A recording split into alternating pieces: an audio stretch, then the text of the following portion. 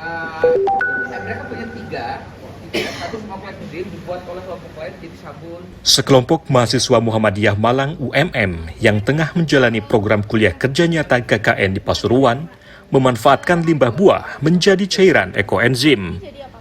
Cairan ekoenzim ini memiliki beragam manfaat untuk sektor pertanian, peternakan, hingga perikanan. Mulai dari pengganti pupuk hingga campuran minuman hewan ternak untuk menjaga kesehatan hewan ternak. Selain itu, produk turunan dari cairan ekoenzim juga bisa dimanfaatkan menjadi sabun cair dan pengharum. Inovasi tersebut berawal dari keprihatinan mereka melihat buah dengan kualitas tak layak jual yang dibuang ke sungai tanpa dimanfaatkan.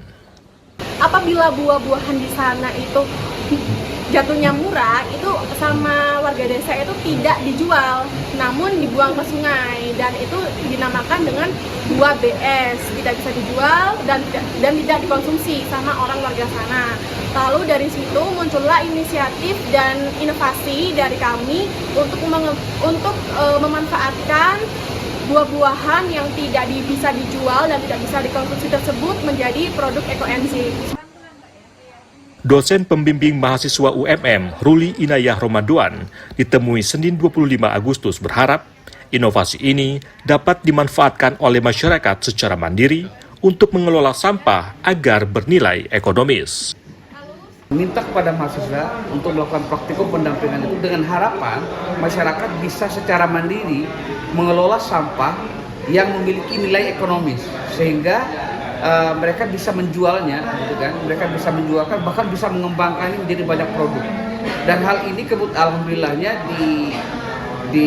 ditanggapi dengan baik oleh pemerintah Kabupaten Pasuruan, baik dari DPRD maupun dari Bupati. Produk cairan ekoenzim hasil inovasi mahasiswa tersebut kini juga sudah dijual di pasaran wilayah setempat dengan harga mulai dari Rp5.000 per botolnya. Dari Malang, Jawa Timur, Ahmad Syaib Hajarani, Kantor Berita Antara, mewartakan.